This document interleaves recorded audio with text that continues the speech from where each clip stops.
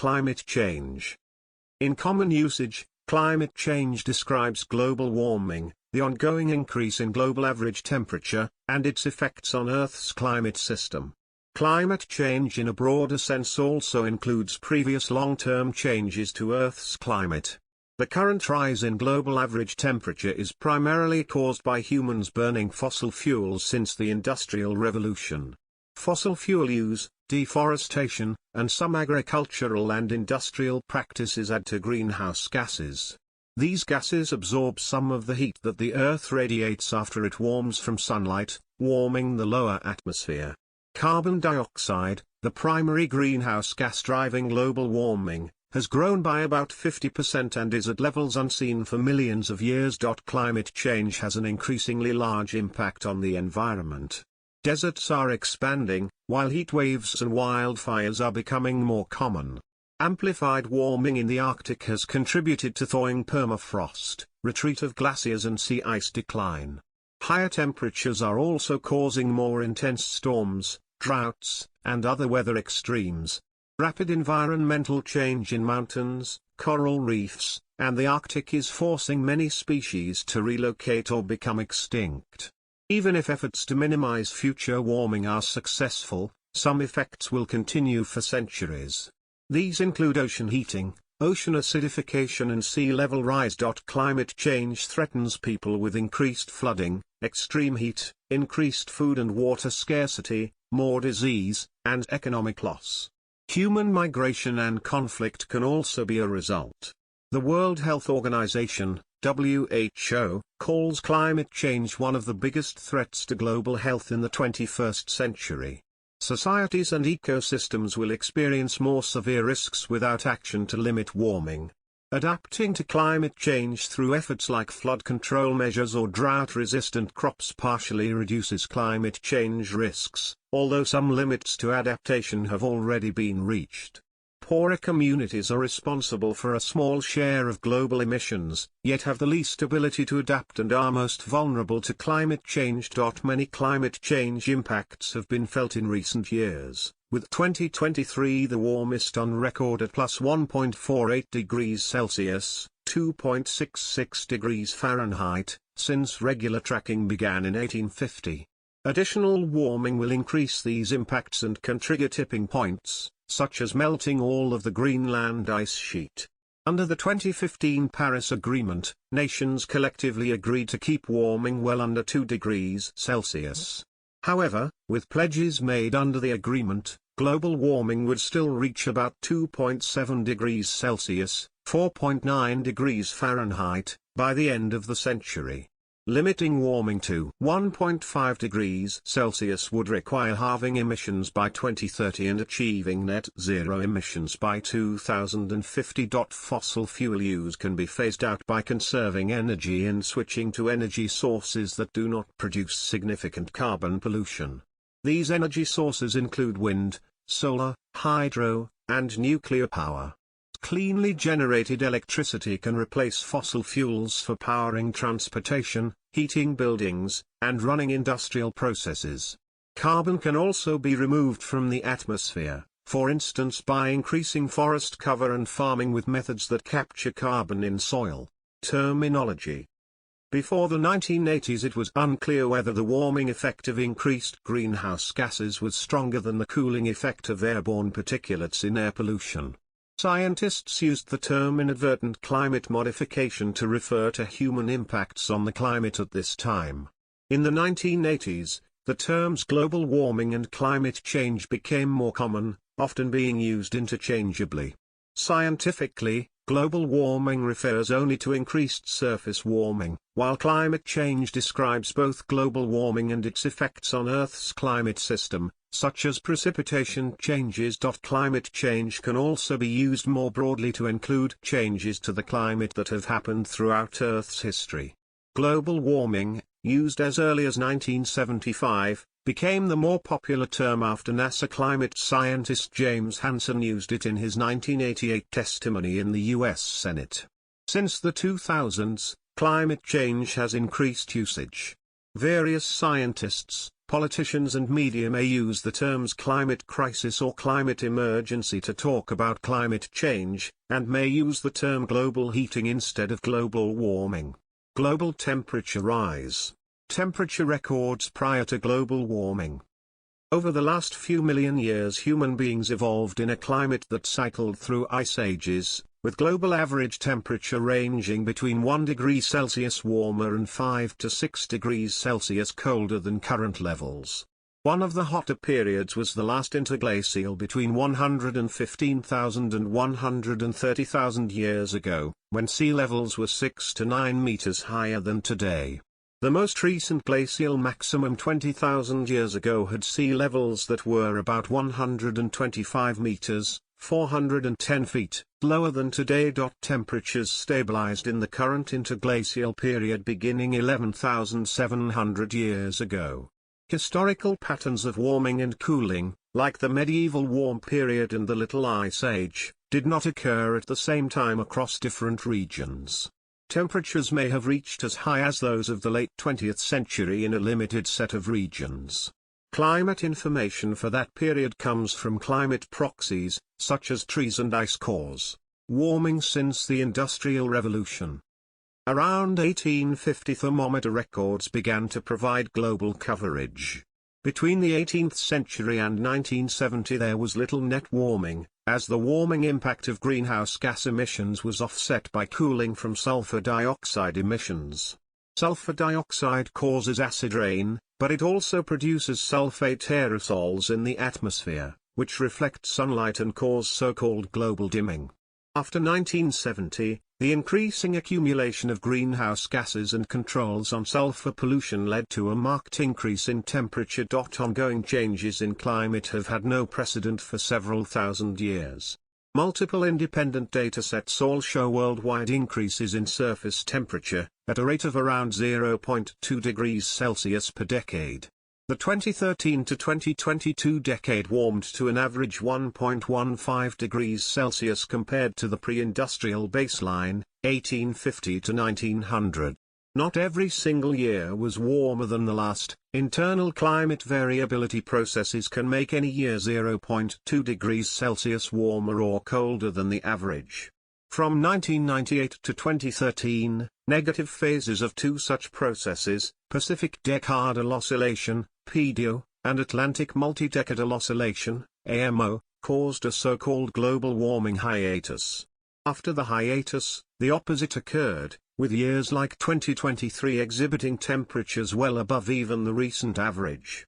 This is why the temperature change is defined in terms of a 20-year average, which reduces the noise of hot and cold years and decadal climate patterns, and detects the long-term signal. 5. A wide range of other observations reinforce the evidence of warming. The upper atmosphere is cooling, because greenhouse gases are trapping heat near the Earth's surface, and so less heat is radiating into space. Warming reduces average snow cover and forces the retreat of glaciers. At the same time, warming also causes greater evaporation from the oceans, leading to more atmospheric humidity, more and heavier precipitation.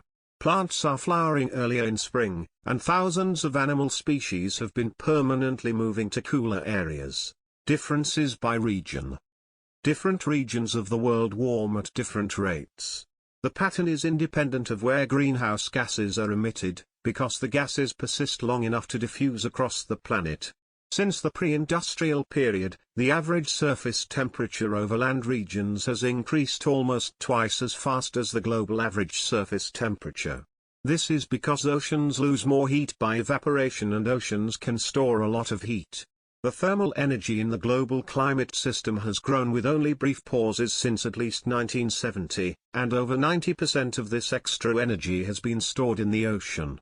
The rest has heated the atmosphere, melted ice, and warmed the continents. The northern hemisphere and the North Pole have warmed much faster than the South Pole and southern hemisphere. The northern hemisphere not only has much more land, but also more seasonal snow cover and sea ice. As these surfaces flip from reflecting a lot of light to being dark after the ice has melted, they start absorbing more heat. Local black carbon deposits on snow and ice also contribute to Arctic warming. Arctic surface temperatures are increasing between 3 and 4 times faster than in the rest of the world. Melting of ice sheets near the poles weakens both the Atlantic and the Antarctic limb of thermohaline circulation, which further changes the distribution of heat and precipitation around the globe. Future global temperatures. The World Meteorological Organization estimates a 66% chance of global temperatures exceeding 1.5 degrees Celsius warming from the pre-industrial baseline for at least 1 year between 2023 and 2027. Because the IPCC uses a 20-year average to define global temperature changes, a single year exceeding 1.5 degrees Celsius does not break the limit. The IPCC expects the 20-year average global temperature to exceed plus 1.5 degrees Celsius in the early 2030s. The IPCC Sixth Assessment Report, 2023, included projections that by 2100 global warming is very likely to reach 1.0 to 1.8 degrees Celsius under a scenario with very low emissions of greenhouse gases, 2.1 to 3.5 degrees Celsius under an intermediate emissions scenario, or 3.3 to 5.7 degrees Celsius under a very high emissions scenario. The warming will continue past 2100 in the intermediate and high emission scenarios, with future projections of global surface temperatures by year 2300 being similar to millions of years ago. The remaining carbon budget for staying beneath certain temperature increases is determined by modeling the carbon cycle and climate sensitivity to greenhouse gases. According to the IPCC, global warming can be kept below 1.5 degrees Celsius with a 2/3 chance if emissions after 2018 do not exceed 420 or 570 gigatons of CO2. This corresponds to 10 to 13 years of current emissions. There are high uncertainties about the budget. For instance, it may be 100 gigatons of CO2 equivalent smaller due to CO2 and methane release from permafrost and wetlands. However, it is clear that fossil fuel resources need to be proactively kept in the ground to prevent substantial warming. Otherwise, their shortages would not occur until the emissions have already locked in significant long-term impacts. Causes of recent global temperature rise. The climate system experiences various cycles on its own which can last for years, decades or even centuries. For example, El Niño events cause short-term spikes in surface temperature while La Niña events cause short-term cooling. Their relative frequency can affect global temperature trends on a decadal timescale. Other changes are caused by an imbalance of energy from external forcings. Examples of these include changes in the concentrations of greenhouse gases, solar luminosity, volcanic eruptions, and variations in the Earth's orbit around the Sun. To determine the human contribution to climate change, unique fingerprints for all potential causes are developed and compared with both observed patterns and known internal climate variability.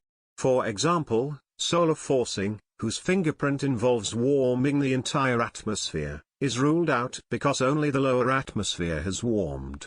Atmospheric aerosols produce a smaller, cooling effect. Other drivers, such as changes in albedo, are less impactful. Greenhouse gases. Greenhouse gases are transparent to sunlight, and thus allow it to pass through the atmosphere to heat the Earth's surface.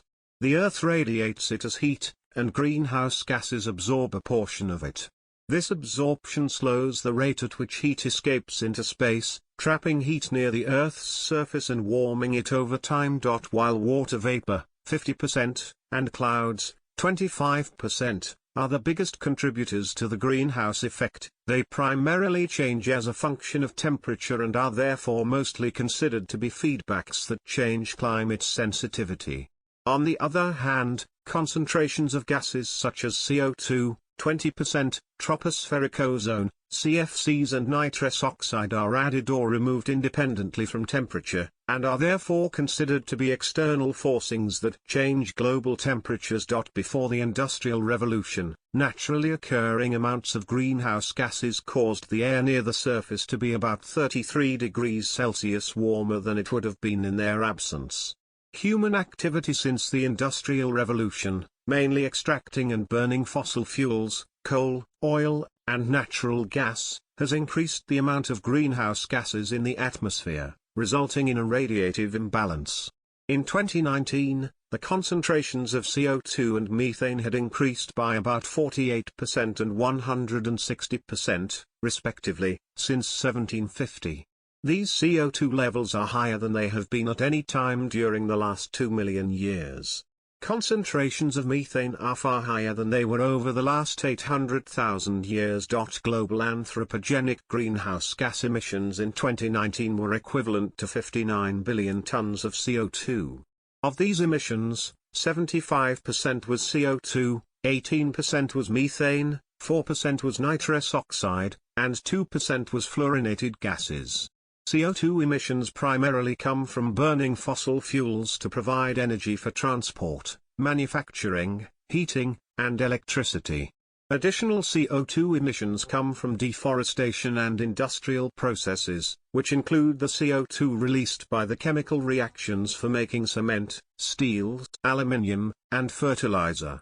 Methane emissions come from livestock, manure, rice cultivation, landfills, wastewater, and coal mining, as well as oil and gas extraction. Nitrous oxide emissions largely come from the microbial decomposition of fertilizer.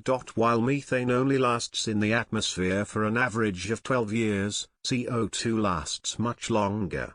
The Earth's surface absorbs CO2 as part of the carbon cycle.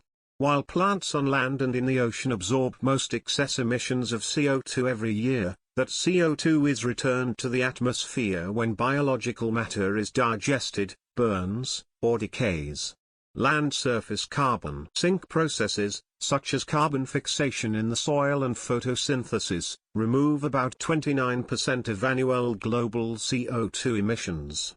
The ocean has absorbed 20 to 30% of emitted CO2 over the last 2 decades. CO2 is only removed from the atmosphere for the long term when it is stored in the Earth's crust, which is a process that can take millions of years to complete. Land surface changes. According to Food and Agriculture Organization, around 30% of Earth's land area is largely unusable for humans, glaciers, deserts, etc., 26% is forests, 10% is shrubland and 34% is agricultural land.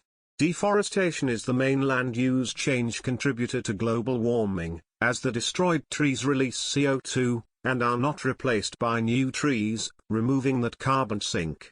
Between 2001 and 2018, 27% of deforestation was from permanent clearing to enable agricultural expansion for crops and livestock. Another 24% has been lost to temporary clearing under the shifting cultivation agricultural systems. 26% was due to logging for wood and derived products, and wildfires have accounted for the remaining 23%. Some forests have not been fully cleared, but were already degraded by these impacts.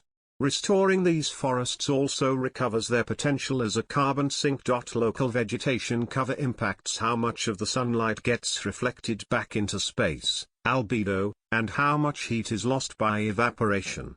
For instance, the change from a dark forest to grassland makes the surface lighter, causing it to reflect more sunlight. Deforestation can also modify the release of chemical compounds that influence clouds, and by changing wind patterns. In tropic and temperate areas the net effect is to produce significant warming, and forest restoration can make local temperatures cooler.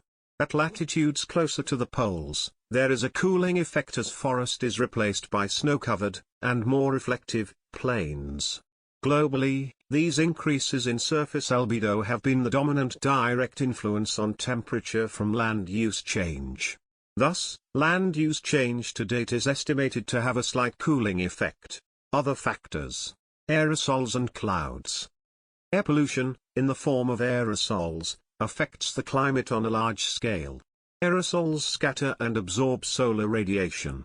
From 1961 to 1990, a gradual reduction in the amount of sunlight reaching the Earth's surface was observed. This phenomenon is popularly known as global dimming, and is primarily attributed to sulfate aerosols produced by the combustion of fossil fuels with heavy sulfur concentrations like coal and bunker fuel. Smaller contributions come from black carbon, organic carbon from combustion of fossil fuels and biofuels, and from anthropogenic dust. Globally, aerosols have been declining since 1990 due to pollution controls, meaning that they no longer mask greenhouse gas warming as much. Aerosols also have indirect effects on the Earth's energy budget. Sulfate aerosols act as cloud condensation nuclei and lead to clouds that have more and smaller cloud droplets. These clouds reflect solar radiation more efficiently than clouds with fewer and larger droplets. They also reduce the growth of raindrops, which makes clouds more reflective to incoming sunlight. Indirect effects of aerosols are the largest uncertainty in radiative forcing. While aerosols typically limit global warming by reflecting sunlight, black carbon in soot that falls on snow or ice can contribute to global warming. Not only does this increase the absorption of sunlight, it also increases melting and sea level rise. Limiting new black carbon deposits in the Arctic could reduce global warming by 0.2 degrees Celsius by 2050.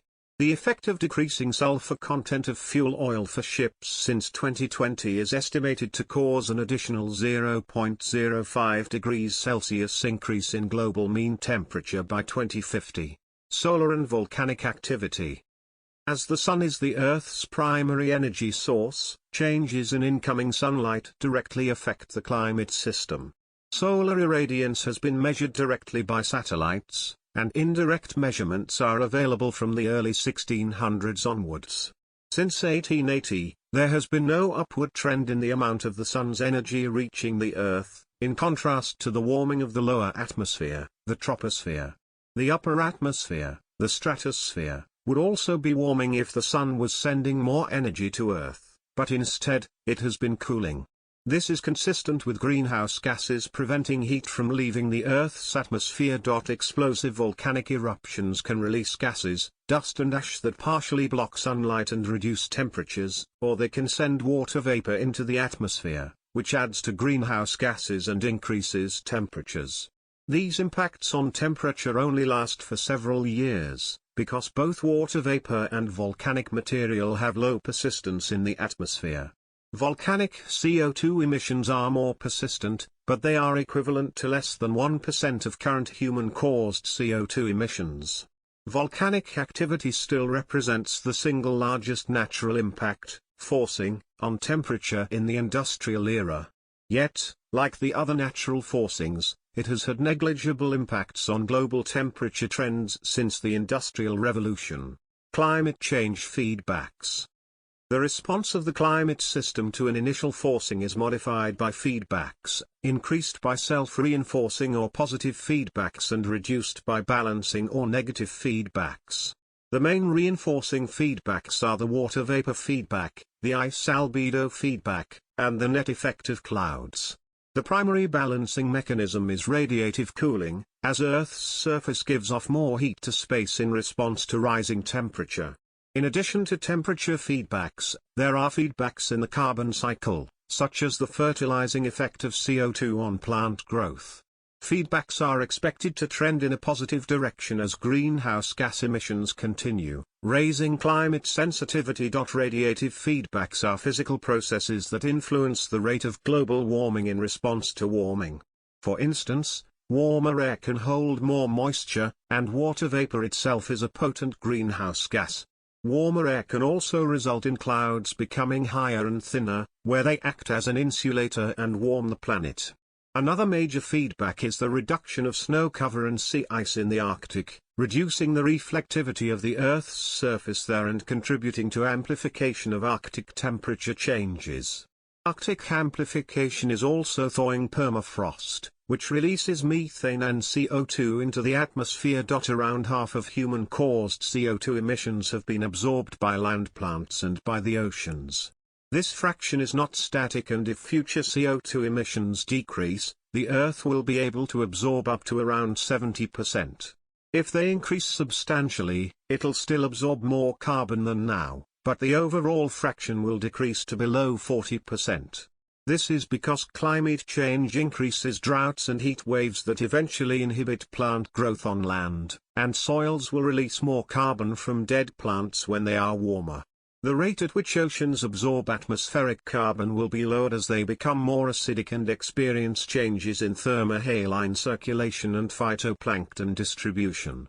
Uncertainty over feedbacks, particularly cloud cover, is the major reason why different climate models project different magnitudes of warming for a given amount of emissions. Modeling. A climate model is a representation of the physical, chemical and biological processes that affect the climate system. Models include natural processes like changes in the Earth's orbit, historical changes in the Sun's activity, and volcanic forcing. Models are used to estimate the degree of warming future emissions will cause when accounting for the strength of climate feedbacks. Models also predict the circulation of the oceans, the annual cycle of the seasons, and the flows of carbon between the land surface and the atmosphere. The physical realism of models is tested by examining their ability to simulate current or past climates. Past models have underestimated the rate of Arctic shrinkage and underestimated the rate of precipitation increase. Sea level rise since 1990 was underestimated in older models, but more recent models agree well with observations. The 2017 United States published National Climate Assessment notes that climate models may still be underestimating or missing relevant feedback processes. Additionally, climate models may be unable to adequately predict short-term regional climatic shifts. A subset of climate models add societal factors to a physical climate model. These models simulate how population, economic growth, and energy use affect, and interact with, the physical climate. With this information, these models can produce scenarios of future greenhouse gas emissions. This is then used as input for physical climate models and carbon cycle models to predict how atmospheric concentrations of greenhouse gases might change. Depending on the socio-economic scenario and the mitigation scenario, models produce atmospheric CO2 concentrations that range widely between 380 and 1400 ppm. Impacts. Environmental effects. The environmental effects of climate change are broad and far-reaching, affecting oceans, ice, and weather. Changes may occur gradually or rapidly. Evidence for these effects comes from studying climate change in the past, from modeling, and from modern observations. Since the 1950s, droughts and heat waves have appeared simultaneously with increasing frequency. Extremely wet or dry events within the monsoon period have increased in India and East Asia. Monsoonal precipitation over the northern hemisphere has increased since 1980. The rainfall rate and intensity of hurricanes and typhoons is likely increasing, and the geographic range likely expanding poleward in response to climate warming. Frequency of tropical cyclones has not increased as a result of climate change. Global sea level is rising as a consequence of thermal expansion and the melting of glaciers and ice sheets. Between 1993 and 2020, the rise increased over time, averaging 3.3 ± 0.3 mm per year. Over the 21st century, the IPCC projects 32 to 62 centimeters of sea level rise under a low-emission scenario, 44 to 76 centimeters under an intermediate one and 65 to 101 centimeters under a very high-emission scenario. Marine ice sheet instability processes in Antarctica may add substantially to these values, including the possibility of a 2-meter sea level rise by 2100 under high emissions. Climate change has led to decades of shrinking and thinning of the Arctic sea ice. While ice-free summers are expected to be rare at 1.5 degrees Celsius degrees of warming, they are set to occur once every 3 to 10 years at a warming level of 2 degrees Celsius. Higher atmospheric CO2 concentrations cause more CO2 to dissolve in the oceans, which is making them more acidic. Because oxygen is less soluble in warmer water, its concentrations in the ocean are decreasing, and dead zones are expanding. Tipping points and long-term impacts. Greater degrees of global warming increase the risk of passing through tipping points, thresholds beyond which certain major impacts can no longer be avoided even if temperatures return to their previous state. For instance, The Greenland ice sheet is already melting, but if global warming reaches levels between 1.7 degrees Celsius and 2.3 degrees Celsius, its melting will continue until it fully disappears. If the warming is later reduced to 1.5 degrees Celsius or less, it will still lose a lot more ice than if the warming was never allowed to reach the threshold in the first place. While the ice sheets would melt over millennia, other tipping points would occur faster and give societies less time to respond. The collapse of major ocean currents like the Atlantic Meridional Overturning Circulation, AMOC, and irreversible damage to key ecosystems like the Amazon rainforest and coral reefs can unfold in a matter of decades. The long-term effects of climate change on oceans include further ice melt, ocean warming, sea level rise, ocean acidification and ocean deoxygenation. The time scale of long-term impacts are centuries to millennia due to CO2's long atmospheric lifetime. When net emissions stabilize, surface air temperatures will also stabilize, but oceans and ice caps will continue to absorb excess heat from the atmosphere.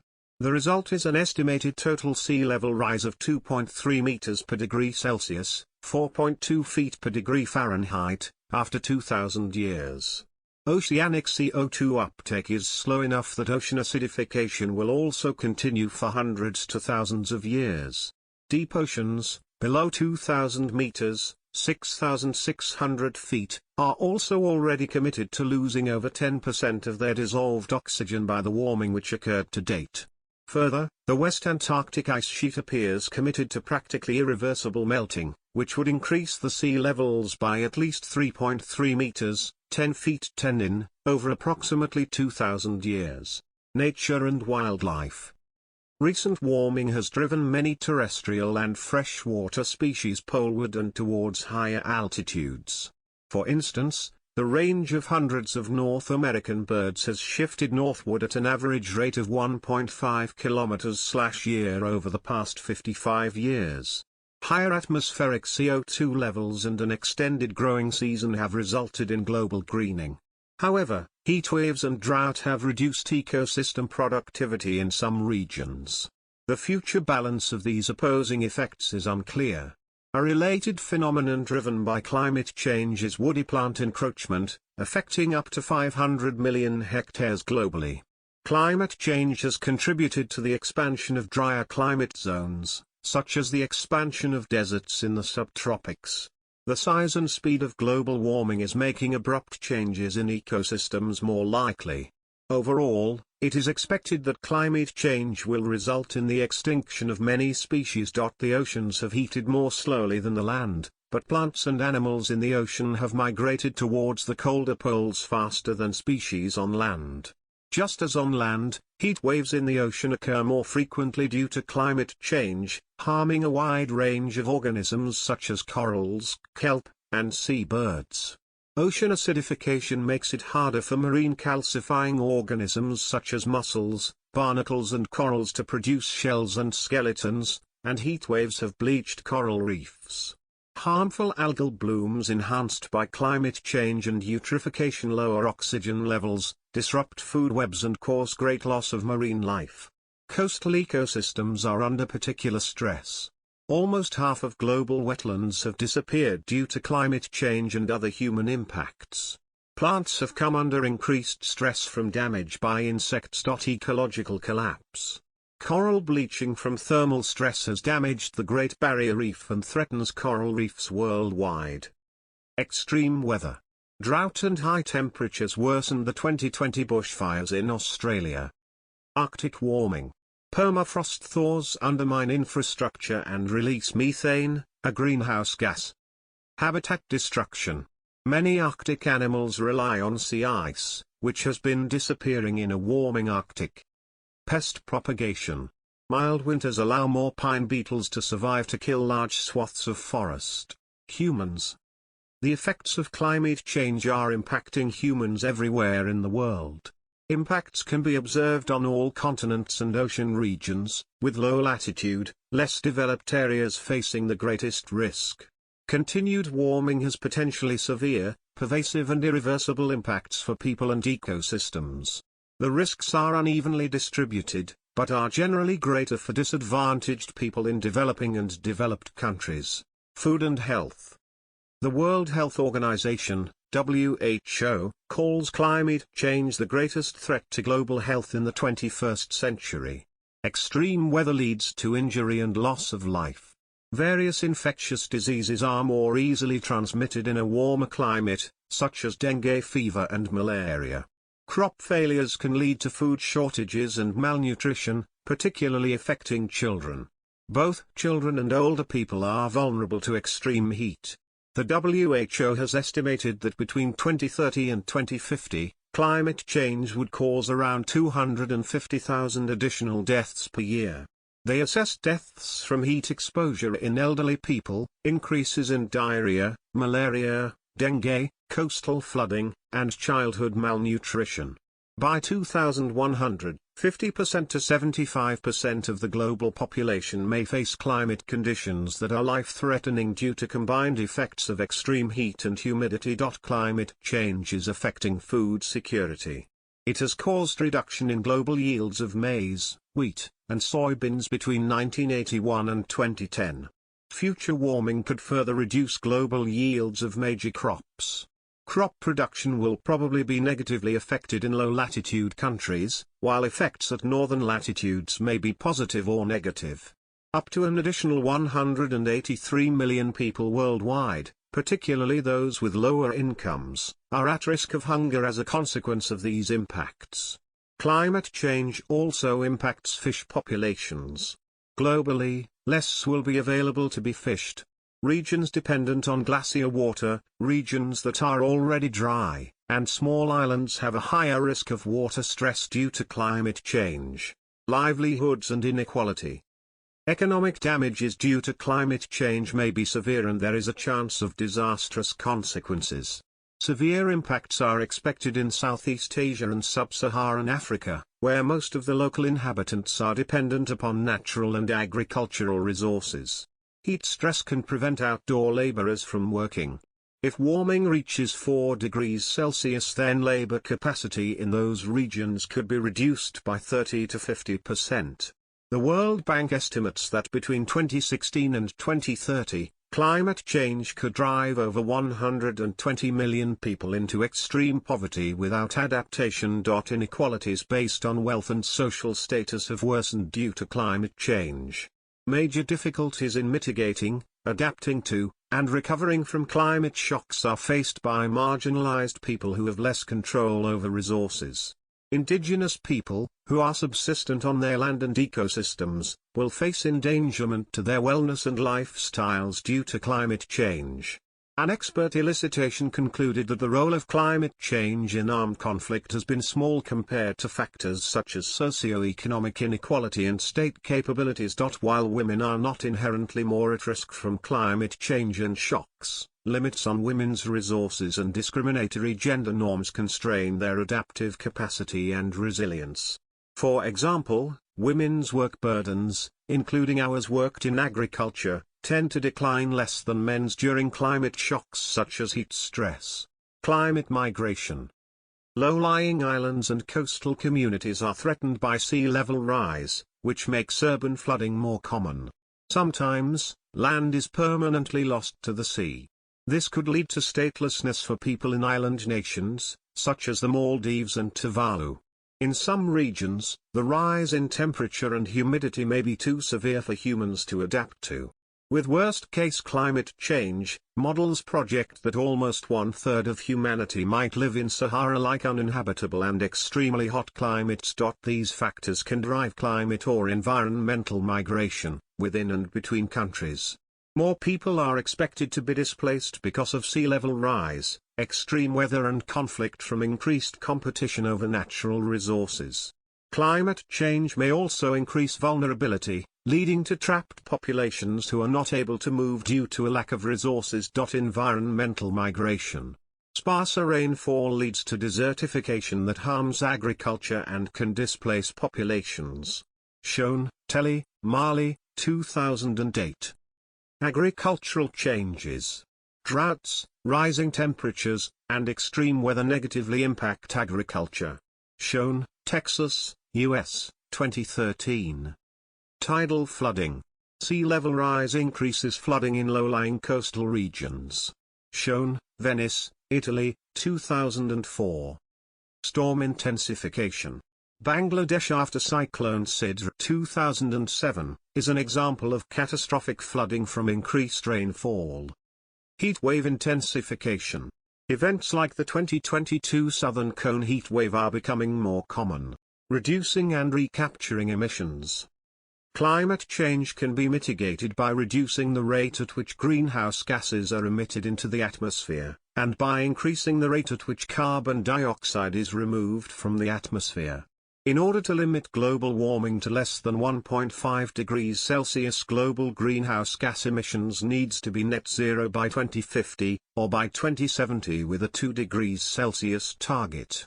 This requires far-reaching, systemic changes on an unprecedented scale in energy, land, cities, transport, buildings, and industry. The United Nations Environment Programme estimates that countries need to triple their pledges under the Paris Agreement within the next decade to limit global warming to 2 degrees Celsius. An even greater level of reduction is required to meet the 1.5 degrees Celsius goal. With pledges made under the Paris Agreement as of October 2021, global warming would still have a 66% chance of reaching about 2.7 degrees Celsius, range, 2.2 to 3.2 degrees Celsius, by the end of the century.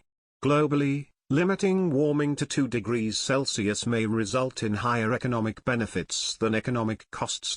Although there is no single pathway to limit global warming to 1.5 or 2 degrees Celsius, most scenarios and strategies see a major increase in the use of renewable energy in combination with increased energy efficiency measures to generate the needed greenhouse gas reductions. To reduce pressures on ecosystems and enhance their carbon sequestration capabilities, changes would also be necessary in agriculture and forestry, such as preventing deforestation and restoring natural ecosystems by reforestation. Other approaches to mitigating climate change have a higher level of risk. Scenarios that limit global warming to 1.5 degrees Celsius typically project the large-scale use of carbon dioxide removal methods over the 21st century. There are concerns, though, about over-reliance on these technologies, and environmental impacts. Solar radiation modification, SRM, is also a possible supplement to deep reductions in emissions. However, SRM raises significant ethical and legal concerns, and the risks are imperfectly understood. Clean energy. Renewable energy is key to limiting climate change. For decades, fossil fuels have accounted for roughly 80% of the world's energy use. The remaining share has been split between nuclear power and renewables, including hydropower, bioenergy, wind and solar power and geothermal energy. Fossil fuel use is expected to peak in absolute terms prior to 2030 and then to decline, with coal use experiencing the sharpest reductions. Renewables represented 75% of all new electricity generation installed in 2019, nearly all solar and wind. Other forms of clean energy, such as nuclear and hydropower, currently have a larger share of the energy supply. However, their future growth forecasts appear limited in comparison. While solar panels and onshore wind are now among the cheapest forms of adding new power generation capacity in many locations, green energy policies are needed to achieve a rapid transition from fossil fuels to renewables. To achieve carbon neutrality by 2050, renewable energy would become the dominant form of electricity generation, rising to 85% or more by 2050 in some scenarios. Investment in coal would be eliminated and coal use nearly phased out by 2050. Electricity generated from renewable sources would also need to become the main energy source for heating and transport. Transport can switch away from internal combustion engine vehicles and towards electric vehicles, public transit, and active transport, cycling and walking.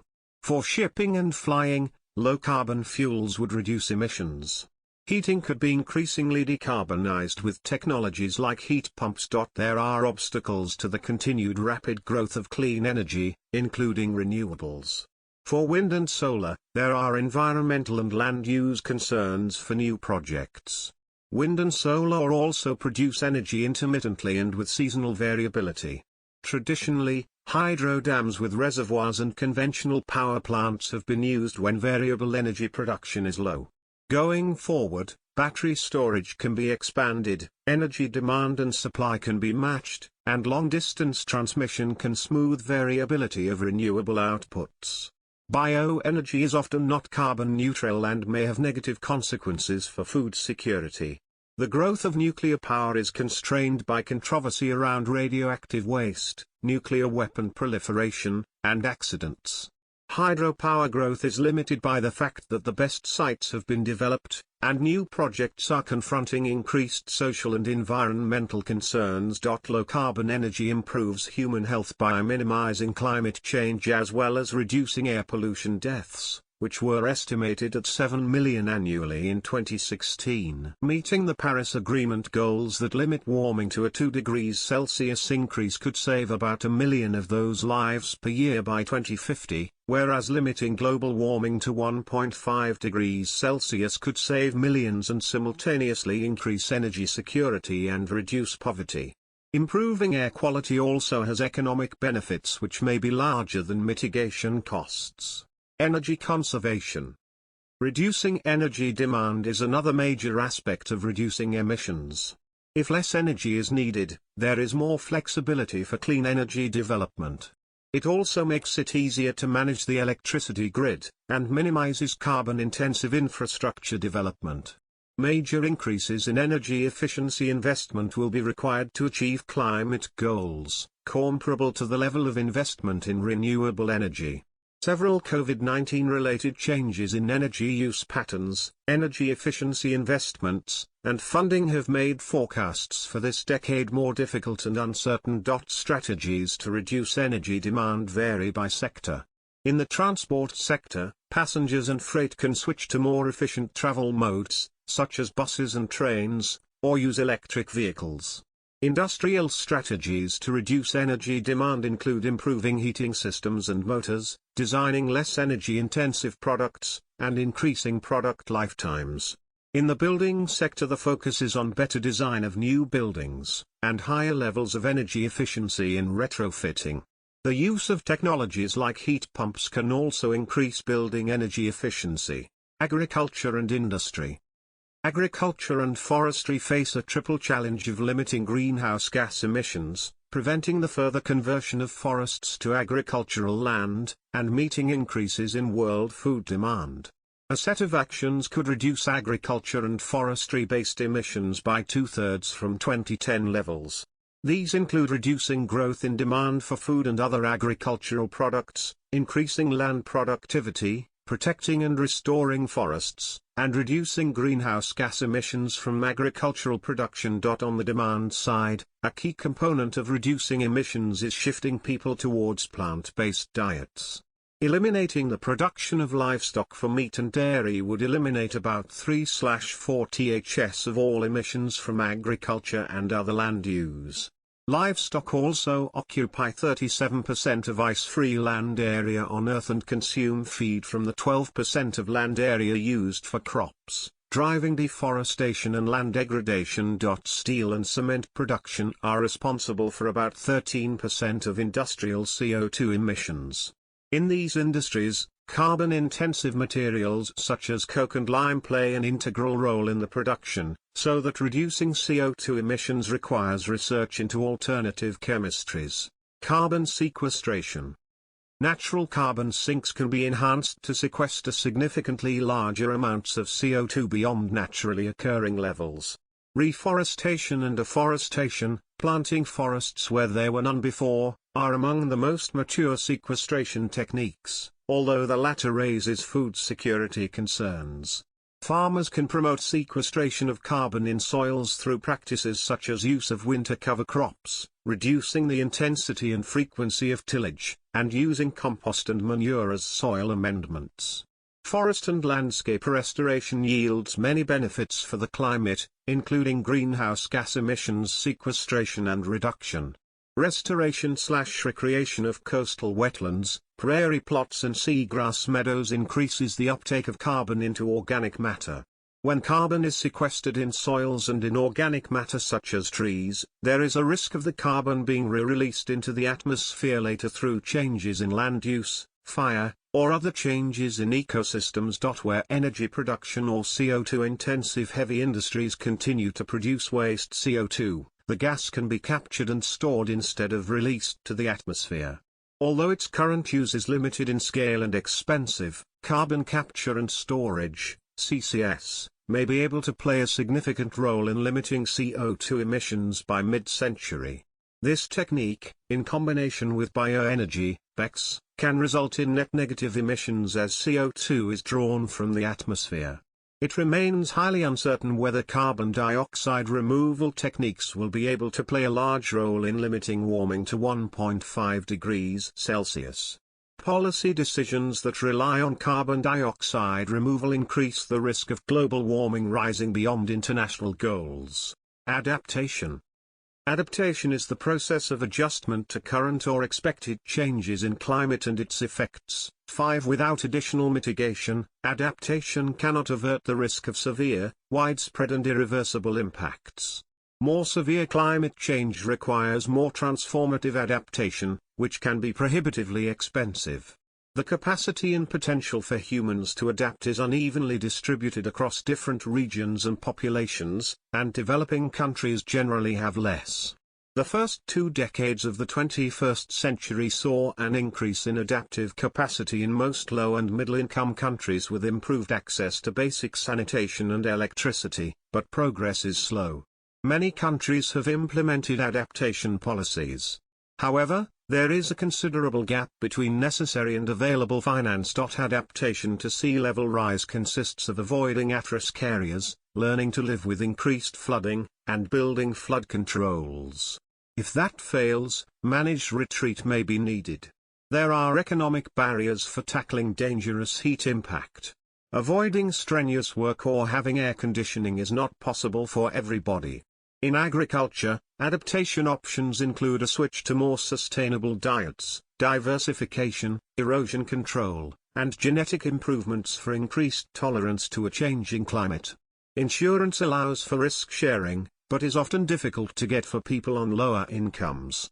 Education, migration and early warning systems can reduce climate vulnerability. Planting mangroves or encouraging other coastal vegetation can buffer storms. Ecosystems adapt to climate change, a process that can be supported by human intervention. By increasing connectivity between ecosystems, species can migrate to more favorable climate conditions. Species can also be introduced to areas acquiring a favorable climate. Protection and restoration of natural and semi-natural areas helps build resilience, making it easier for ecosystems to adapt. Many of the actions that promote adaptation in ecosystems also help humans adapt via ecosystem-based adaptation. For instance, restoration of natural fire regimes makes catastrophic fires less likely, and reduces human exposure. Giving rivers more space allows for more water storage in the natural system, reducing flood risk. Restored forest acts as a carbon sink, but planting trees in unsuitable regions can exacerbate climate impacts. There are synergies but also trade-offs between adaptation and mitigation. An example for synergy is increased food productivity, which has large benefits for both adaptation and mitigation. An example of a trade-off is that increased use of air conditioning allows people to better cope with heat, but increases energy demand. Another trade-off example is that more compact urban development may reduce emissions from transport and construction, but may also increase the urban heat island effect, exposing people to heat-related health risks. Mangrove planting and other habitat conservation can reduce coastal flooding. Seawalls to protect against storm surge worsened by sea level rise. Green roofs to provide cooling in cities. Selective breeding for drought-resistant crops. Policies and politics. Countries that are most vulnerable to climate change have typically been responsible for a small share of global emissions. This raises questions about justice and fairness. Limiting global warming makes it much easier to achieve the UN's Sustainable Development Goals, such as eradicating poverty and reducing inequalities. The connection is recognized in Sustainable Development Goal 13, which is to take urgent action to combat climate change and its impacts. The goals on food, clean water and ecosystem protection have synergies with climate mitigation. The geopolitics of climate change is complex. It has often been framed as a free-rider problem, in which all countries benefit from mitigation done by other countries, but individual countries would lose from switching to a low-carbon economy themselves. Sometimes mitigation also has localized benefits though. For instance, the benefits of a coal phase-out to public health and local environments exceed the costs in almost all regions. Furthermore, net importers of fossil fuels win economically from switching to clean energy, causing net exporters to face stranded assets, fossil fuels they cannot sell. Policy options. A wide range of policies, regulations, and laws are being used to reduce emissions. As of 2019, carbon pricing covers about 20% of global greenhouse gas emissions. Carbon can be priced with carbon taxes and emissions trading systems. Direct global fossil fuel subsidies reached $319 billion in 2017, and $5.2 trillion when indirect costs such as air pollution are priced in. Ending these can cause a 28% reduction in global carbon emissions and a 46% reduction in air pollution deaths. Money saved on fossil subsidies could be used to support the transition to clean energy instead. More direct methods to reduce greenhouse gases include vehicle efficiency standards, renewable fuel standards, and air pollution regulations on heavy industry. Several countries require utilities to increase the share of renewables in power production. Climate justice. Policy designed through the lens of climate justice tries to address human rights issues and social inequality. According to proponents of climate justice, the costs of climate adaptation should be paid by those most responsible for climate change, while the beneficiaries of payments should be those suffering impacts. One way this can be addressed in practice is to have wealthy nations pay poorer countries to adapt. Oxfam found that in 2023 the wealthiest 10% of people were responsible for 50% of global emissions, while the bottom 50% were responsible for just 8%. Production of emissions is another way to look at responsibility. Under that approach, the top 21 fossil fuel companies would owe cumulative climate reparations of $5.4 trillion over the period 2025 to 2050. To achieve a just transition, people working in the fossil fuel sector would also need other jobs, and their communities would need investments. International climate agreements. Nearly all countries in the world are parties to the 1994 United Nations Framework Convention on Climate Change, UNFCCC. The goal of the UNFCCC is to prevent dangerous human interference with the climate system. As stated in the convention, this requires that greenhouse gas concentrations are stabilized in the atmosphere at a level where ecosystems can adapt naturally to climate change, food production is not threatened, and economic development can be sustained. The UNFCCC does not itself restrict emissions but rather provides a framework for protocols that do. Global emissions have risen since the UNFCCC was signed. Its yearly conferences are the stage of global negotiations. The 1997 Kyoto Protocol extended the UNFCCC and included legally binding commitments for most developed countries to limit their emissions. During the negotiations, the G77, representing developing countries, pushed for a mandate requiring developed countries to the lead in reducing their emissions, since developed countries contributed most to the accumulation of greenhouse gases in the atmosphere. Per capita emissions were also still relatively low in developing countries, and developing countries would need to emit more to meet their development needs. The 2009 Copenhagen Accord has been widely portrayed as disappointing because of its low goals, and was rejected by poorer nations including the G77. Associated parties aimed to limit the global temperature rise to below 2 degrees Celsius. The accord set the goal of sending $100 billion per year to developing countries for mitigation and adaptation by 2020, and proposed the founding of the Green Climate Fund. As of 2020, only 83.3 billion were delivered. Only in 2023 the target is expected to be achieved. In 2015 all UN countries negotiated the Paris Agreement, which aims to keep global warming well below 2.0 degrees Celsius and contains an aspirational goal of keeping warming under 1.5 degrees Celsius. The agreement replaced the Kyoto Protocol. Unlike Kyoto, no binding emission targets were set in the Paris Agreement. Instead, a set of procedures was made binding. Countries have to regularly set ever more ambitious goals and re-evaluate these goals every 5 years. The Paris Agreement restated that developing countries must be financially supported. As of October 2021, 194 states and the European Union have signed the treaty and 191 states and the EU have ratified or acceded to the agreement. The 1987 Montreal Protocol, an international agreement to stop emitting ozone-depleting gases, may have been more effective at curbing greenhouse gas emissions than the Kyoto Protocol specifically designed to do so. The 2016 Kigali Amendment to the Montreal Protocol aims to reduce the emissions of hydrofluorocarbons, a group of powerful greenhouse gases which served as a replacement for banned ozone-depleting gases. This made the Montreal Protocol a stronger agreement against climate change. National responses. In 2019, the United Kingdom Parliament became the first national government to declare a climate emergency. Other countries and jurisdictions followed suit. That same year, the European Parliament declared a climate and environmental emergency. The European Commission presented its European Green Deal with the goal of making the EU carbon neutral by 2050.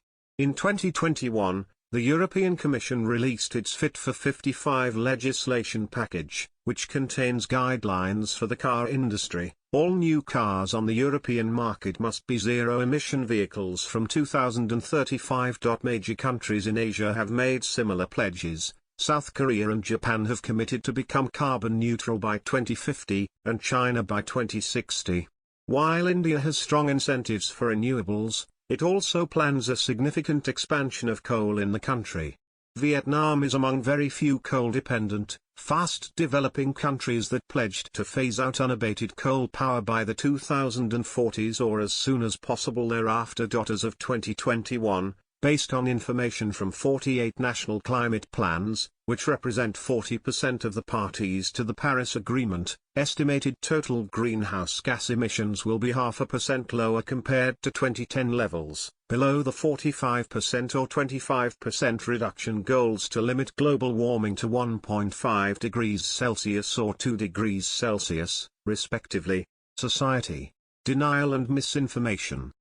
Public debate about climate change has been strongly affected by climate change denial and misinformation, which originated in the United States and has since spread to other countries, particularly Canada and Australia. Climate change denial has originated from fossil fuel companies, industry groups, conservative think tanks, and contrarian scientists.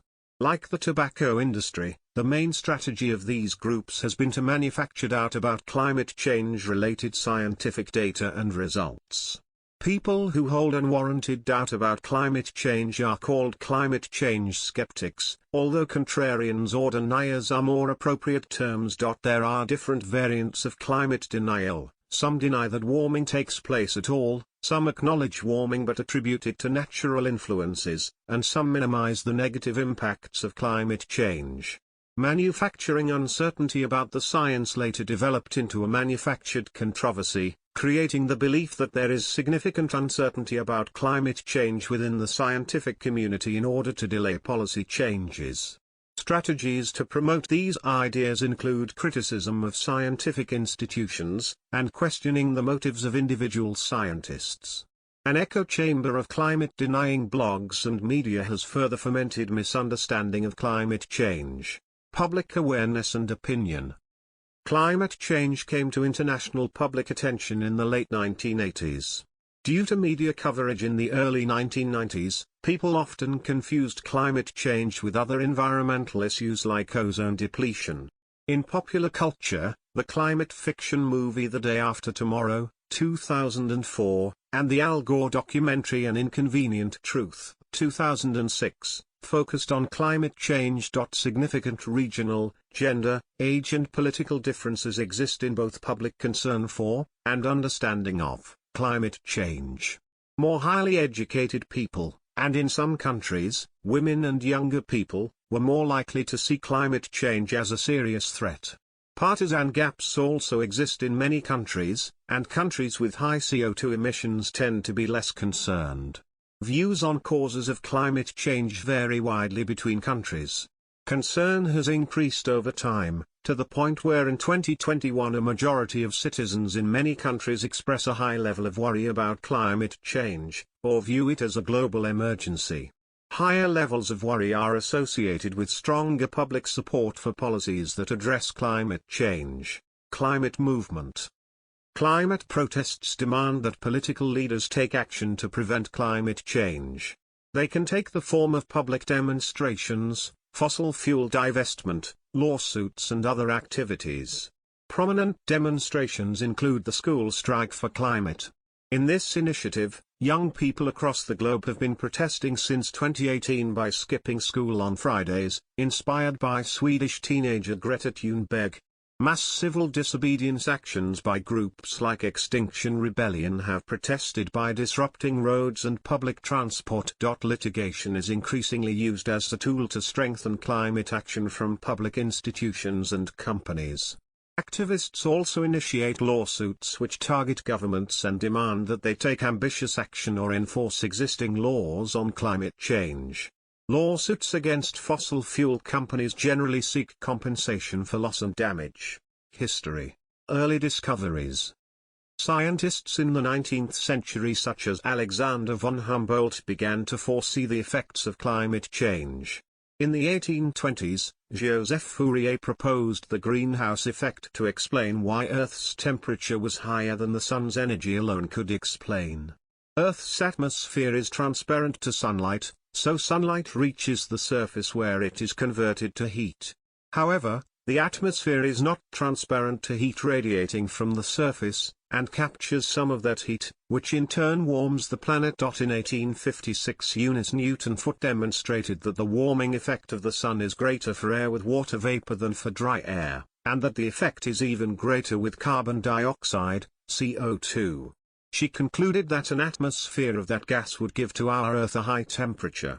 Starting in 1859, John Tyndall established that nitrogen and oxygen, together totaling 99% of dry air, are transparent to radiated heat. However, water vapor and gases such as methane and carbon dioxide absorb radiated heat and re-radiate that heat into the atmosphere. Tyndall proposed that changes in the concentrations of these gases may have caused climatic changes in the past, including ice ages. Svante Arrhenius noted that water vapor in air continuously varied, but the CO2 concentration in air was influenced by long-term geological processes. Warming from increased CO2 levels would increase the amount of water vapor, amplifying warming in a positive feedback loop. In 1896, he published the first climate model of its kind, projecting that halving CO2 levels could have produced a drop in temperature initiating an ice age. Arrhenius calculated the temperature increase expected from doubling CO2 to be around 5 to 6 degrees Celsius. Other scientists were initially skeptical and believed that the greenhouse effect was saturated so that adding more CO2 would make no difference, and that the climate would be self-regulating. Beginning in 1938, Guy Stewart Callender published evidence that climate was warming and CO2 levels were rising, but his calculations met the same objections. Development of a scientific consensus. In the 1950s, Gilbert Platt created a detailed computer model that included different atmospheric layers and the infrared spectrum. This model predicted that increasing CO2 levels would cause warming. Around the same time, Hans Suess found evidence that CO2 levels had been rising, and Roger Revelle showed that the oceans would not absorb the increase. The two scientists subsequently helped Charles Keeling to begin a record of continued increase, which has been termed the Keeling curve. Scientists alerted the public, and the dangers were highlighted at James Hansen's 1988 congressional testimony. The Intergovernmental Panel on Climate Change, IPCC, set up in 1988 to provide formal advice to the world's governments, spurred interdisciplinary research. As part of the IPCC reports, scientists assess the scientific discussion that takes place in peer-reviewed journal articles. There is a near-complete scientific consensus that the climate is warming and that this is caused by human activities. As of 2019, agreement in recent literature reached over 99%. No scientific body of national or international standing disagrees with this view. Consensus has further developed that some form of action should be taken to protect people against the impacts of climate change. National science academies have called on world leaders to cut global emissions. The 2021 IPCC assessment report stated that it is unequivocal that climate change is caused by humans.